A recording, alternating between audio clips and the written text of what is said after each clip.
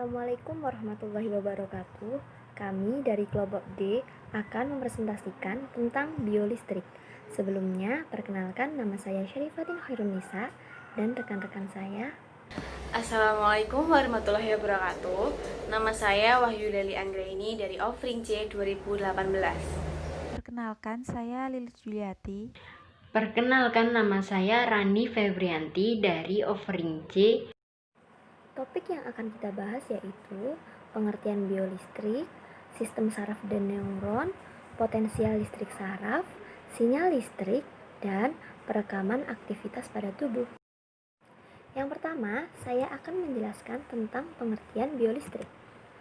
Biolistrik merupakan energi yang dimiliki setiap manusia yang bersumber dari ATP, di mana ATP ini dihasilkan oleh salah satu energi yang bernama mitokondria melalui proses respirasi sel. Hukum dalam biolistrik ada dua, yaitu hukum Ohm dan hukum Joule. Yang pertama, hukum Ohm. Hukum Ohm berbunyi, perbedaan potensial antara ujung konduktor berbanding langsung dengan arus yang melewati dan berbanding terbalik dengan tahanan dari konduktor. Rumusnya yaitu R sama dengan V per I, di mana R adalah hambatan, V adalah tegangan, dan I adalah kuat arus. Yang kedua yaitu hukum Joule. Hukum Joule berbunyi, arus listrik yang melewati konduktor dengan beda potensial dalam waktu tertentu akan menimbulkan panas. Rumusnya yaitu Q sama dengan V kali I kali T, di mana Q adalah energi panas yang ditimbulkan, sedangkan V adalah tegangan, I adalah kuat arus, dan T adalah waktu. Sistem saraf dan neuron. Sistem saraf ini merupakan salah satu bagian yang menyusun sistem koordinasi yang bertugas menerima rangsangan, menghantarkan rangsangan ke seluruh bagian tubuh, serta memberikan respon terhadap rangsangan tersebut. Nah, sistem saraf ini dibagi menjadi dua bagian, yaitu sistem saraf pusat dan sistem saraf otonom. Nah, yang pertama sistem saraf pusat. Sistem saraf pusat ini terdiri dari otak, medula spinalis atau sumsum tulang belakang, dan saraf perifer atau saraf tepi. Nah, bagian dari sistem saraf pusat yang pertama adalah otak. Otak ini merupakan alat tubuh yang sangat penting dan sebagai pusat pengatur dari segala kegiatan manusia. Otak terletak di dalam rongga tengkorak, beratnya kurang lebih 1/50 dari berat manusia tersebut. Bagian utama otak adalah otak besar, otak kecil, dan batang otak. Otak besar merupakan pusat pengendali kegiatan tubuh yang disadari. Nah, sedangkan otak kecil merupakan pengatur keseimbangan tubuh dan juga mengkoordinasikan kerja otot ketika seseorang akan melakukan suatu kegiatan. Nah, otak kecil ini terletak di bagian belakang otak besar, tepatnya di bawah otak besar. Nah, kemudian batang otak berfungsi untuk mengatur refleks fisiologis, nah seperti kegiatan yang tidak disadari. Nah, batang otak ini terletak di depan otak kecil, di bawah otak besar, dan menjadi penghubung antara otak besar dan otak kecil yang disebut dengan sumsum lanjutan atau sumsum penghubung. Nah, kemudian ada medula spinalis atau sumsum tulang belakang. Sumsum tulang belakang ini terletak memanjang di dalam rongga ruas-ruas tulang belakang. Memanjang dimulai dari ruas-ruas tulang leher sampai dengan antara ruas tulang pinggang pertama dan kedua. Di dalam sumsum tulang belakang terdapat saraf sensorik, saraf motorik, dan saraf penghubung. Nah, sumsum tulang belakang ini tersusun atas dua lapisan. Yang pertama, lapisan luar berwarna putih berisi dendrit dan neurit. Yang kedua, lapisan dalam berwarna abu-abu yang banyak mengandung sel saraf. Nah, yang penampang melintang sumsum tulang belakang bagian dalam atau yang berwarna abu-abu yang itu pada gambar bentuknya seperti kupu-kupu itu terdiri atas sayap dorsal yang mengandung saraf sensorik, sayap ventral yang mengandung saraf motor referen, dan saluran pusat atau kanal pusat, yaitu saluran yang mengandung cairan cerebrospinal yang berhubungan dengan rongga vertikal dan otak. Sedangkan substansi putih yang terdapat di tepi dan mengelilingi substansi abu-abu itu berisi serabut-serabut saraf spinal yang datang dari substansi abu-abu. Kemudian serabut saraf sepanjang sumsum tulang belakang yang menghubungkan saraf spinal dengan otak. Nah, fungsi dari medula spinalis ini sebagai penghantar impuls sensori dari otot ke otak dan membawa impuls motorik dari otak ke otot serta pusat pengatur gerak refleks. Nah, kemudian ada saraf perifer atau saraf tepi. Nah, saraf tepi ini ada dua serat saraf. Yang pertama serat saraf aferen, yaitu serat saraf yang menyalurkan informasi sensori ke otak atau ke medula spinalis. Dan yang kedua serat saraf eferen, yaitu serat saraf yang menyalurkan atau menghantarkan informasi dari otak atau medula spinalis ke otot, atau bisa juga medula spinalis ke otot serta ke kelenjar di tubuh. Selanjutnya yaitu sistem saraf tak sadar atau saraf otonom. Sistem saraf otonom ini adalah sistem saraf yang bekerja tanpa diperintah oleh sistem saraf pusat dan terletak khusus pada sumsum tulang belakang. Sistem saraf otonom terdiri dari neuron-neuron motorik yang mengatur kegiatan organ-organ dalam. Misalnya jantung, paru-paru, ginjal, kelenjar keringat, otot polos pembuluh darah, otot polos saluran pencernaan. Berdasarkan sifat kerjanya, sistem saraf otonom ini dibedakan menjadi dua, yaitu saraf simpatik dan saraf parasimpatik.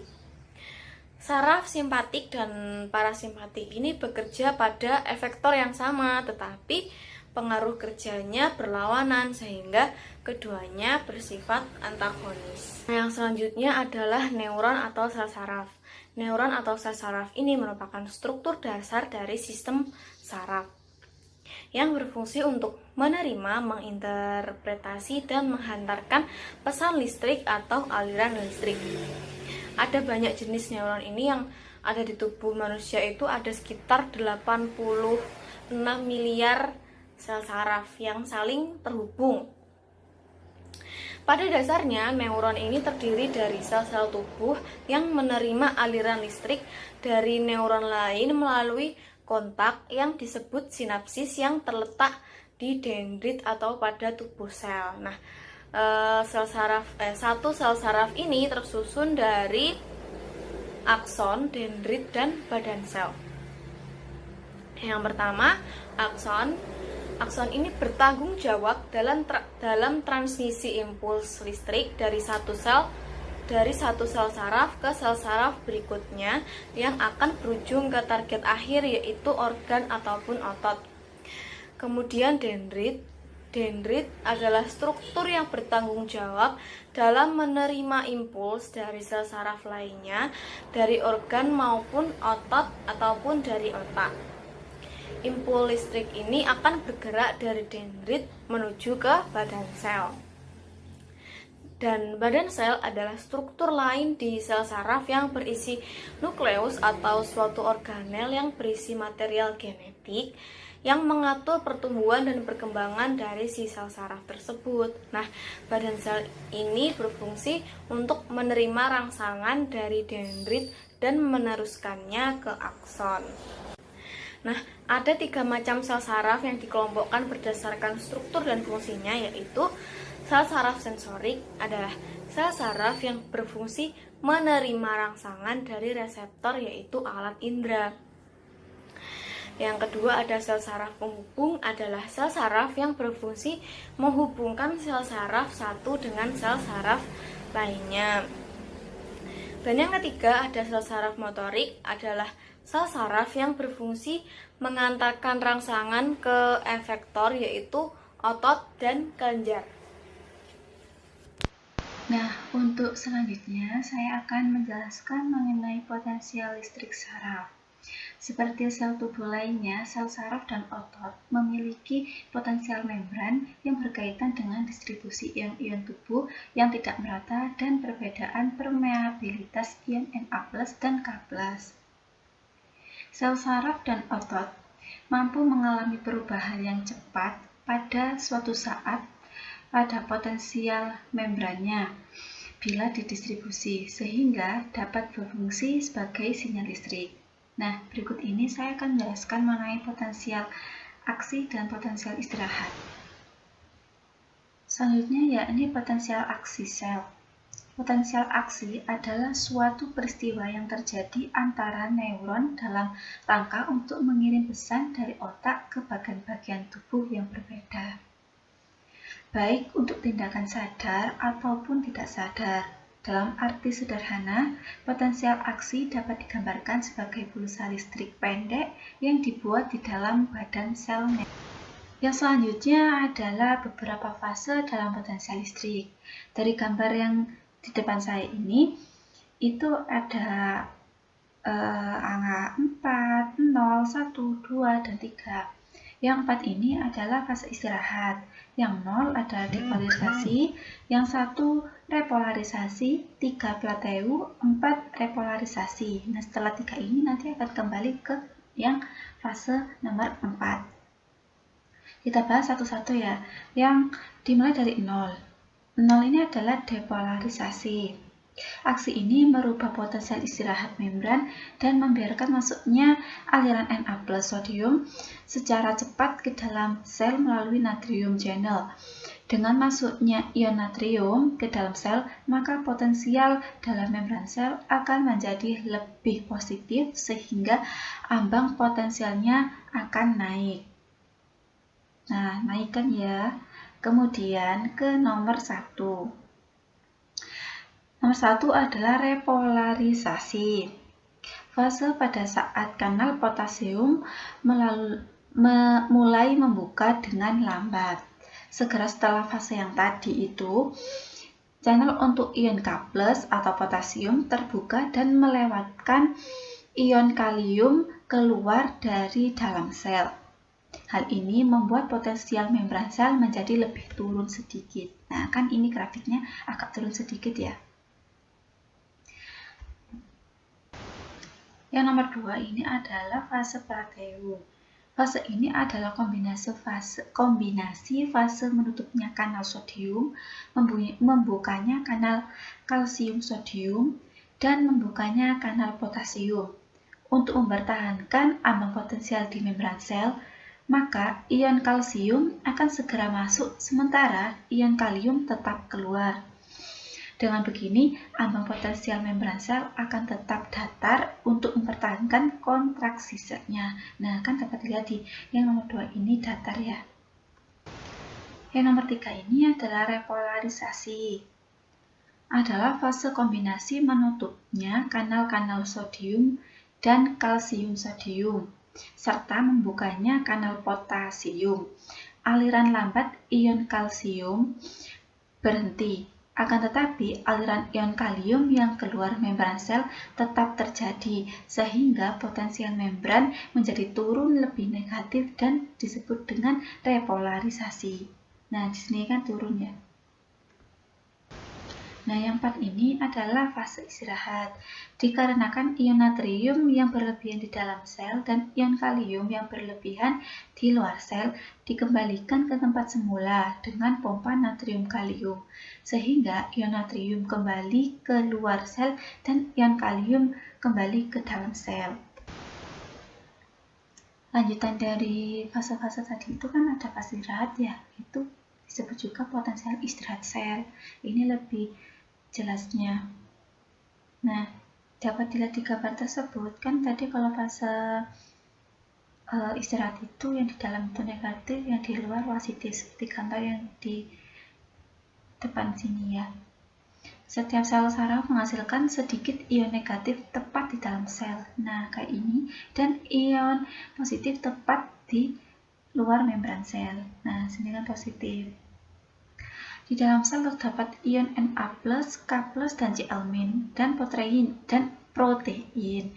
Sel saraf menggunakan difusi pasif dan transportasi aktif untuk mempertahankan distribusi ion melalui membran sel. Selanjutnya, kita akan membahas tentang sinyal listrik. Yang pertama, sinyal listrik dari otot atau elektromiogram. Elektromiogram yaitu teknik yang digunakan untuk mengevaluasi fungsi saraf dan otot dengan cara merekam aktivitas listrik. Prinsip kerja elektromiogram adalah mengukur potensial otot. Elektromiogram dapat diperoleh dari otot atau unit motorik yang dirangsang secara elektris. Otot dimisalkan terdiri dari banyak unit motor. Sebuah unit motor terdiri dari sebuah neuron yang bercabang tunggal dari batang otak atau kabel spinal dan 25-2000 serat otot atau sel yang terhubung ke ujung plat motor. Potensial istirahat pada membran serat otot mirip dengan potensial istirahat di serat saraf. Tindakan otot dimulai oleh potensial aksi yang bergerak sepanjang akson dan ditransmisikan melalui ujung plat motor ke serat otot yang akan menyebabkan serat otot saling kontraksi.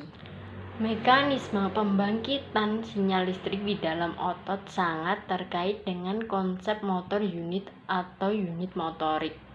Motor unit atau disingkat dengan MU di dalam sebuah sistem saraf pusat secara sederhana dijelaskan oleh gambar yang ada di PPT. Sistem saraf pusat tersusun dalam tingkatan. Bagian korteks mengirimkan sinyal ke spinal cord atau medula spinalis. Spinal cord kemudian meneruskan sinyal tersebut ke motor neuron atau sel motorik yang ada di otot. Perlu diketahui bahwa motor neuron bersama-sama dengan serat otot membentuk MU. Oleh karena itu, ketika motor neuron diaktifkan oleh sinyal dari spinal cord, serat-serat otot yang diaktifkan pula untuk menghasilkan gerakan yang sesuai dengan yang diperintah oleh otak. Jumlah MU dalam sebuah otot berbeda-beda, berkisar dari 100 sampai 1000 buah. Selain itu, gaya yang dihasilkan oleh setiap MU juga bervariasi dan berbeda satu sama lain.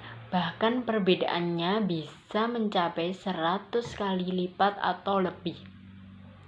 Sumber dari sinyal elektromiogram adalah potensial aksi dari motor unit yang dikenal dengan motor unit action potential yang dibangkitkan selama kontraksi otot. Jumlah motor unit action potensial yang diaktifkan terjadi tidak serempak. Motor unit action potensial inilah yang ditangkap oleh elektrode yang diletakkan pada permukaan kulit untuk menangkap sinyal elektromiogram. Yang kedua yaitu sinyal listrik dari jantung atau elektrokardiogram. Elektrokardiogram memiliki arti yaitu tes sederhana untuk mengukur dan merekam aktivitas listrik pada jantung. Tes ini menggunakan mesin pendeteksi impuls listrik yang disebut elektrodiograf. Elektrodiograf akan menerjemahkan impuls listrik menjadi grafik yang ditampilkan pada layar pemantau seperti pada gambar di atas. Jantung mempunyai aktivitas listrik meliputi sinoatrionodus, atrioventricular nodus, berkassis, dan serabut Purkinje. Listrik jantung dihasilkan oleh adanya reaksi sel jantung dengan ion Na+. Sel membran otot jantung atau miokardium berbeda dengan saraf dan otot bergaris. Saraf dan otot bergaris memerlukan rangsangan supaya ion Na+ masuk ke dalam sel. Proses masuknya ion Na+ ke dalam sel disebut proses depolarisasi. Sedangkan depolarisasi pada sel otot jantung, ion Na+ mudah bocor atau tidak memerlukan rangsangan dari luar. Setelah repolarisasi komplit, ion Na+ akan masuk lagi ke dalam sel yang disebut depolarisasi spontan. Depolarisasi spontan ini menghasilkan gelombang depolarisasi untuk seluruh otot miokardium. Depolarisasi sel membran otot jantung oleh perambatan potensial aksi menghasilkan kontraksi otot sehingga terjadi denyut jantung. Gerakan ritmis jantung dikendalikan oleh sebuah sinyal listrik yang diprakarsai oleh rangsangan spontan dari sel-sel otot khusus yang terletak di atrium kanan. Sel-sel ini membentuk sinoatrial atau SA node atau alat pacu jantung alami. SA node berdetak secara berskala sekitar 72 kali per menit. Namun, laju detak dapat ditingkatkan atau dikurangi dengan saraf eksternal untuk mengetahui respon jantung terhadap kebutuhan darah tubuh, serta rangsangan lainnya. Sinyal listrik dari SA node memulai depolarisasi saraf dan otot dari kedua atrium, menyebabkan atrium berkontraksi dan memompa darah ke dalam ventrikel, sehingga terjadilah repolarisasi dari atrium tersebut. Sinyal listrik kemudian lolos ke atrioventricular node yang mengawali depolarisasi ventrikel kanan dan kiri, menyebabkan mereka kontak dan memaksa darah masuk ke dalam paru-paru dan sirkulasi umum. Saraf dan otot ventrikuler kemudian mengalami repolarisasi dan siklus dimulai lagi. Topik yang terakhir yaitu perekaman aktivitas pada tubuh. Pengukuran isyarat listrik tubuh secara selektif sangat berguna untuk memperoleh informasi klinik tentang fungsi tubuh dan gangguan pada organ-organ tertentu. Nah, alat yang digunakan untuk mengukur isyarat listrik tubuh adalah elektromiograf.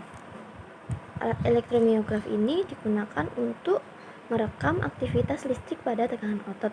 Selanjutnya yaitu elektroneurograf yang berfungsi untuk mengetahui keadaan lengkungan refleks, berfungsi untuk mengetahui kecepatan konduksi saraf motoris dan sensoris, serta untuk menentukan penderita miastenia gravis.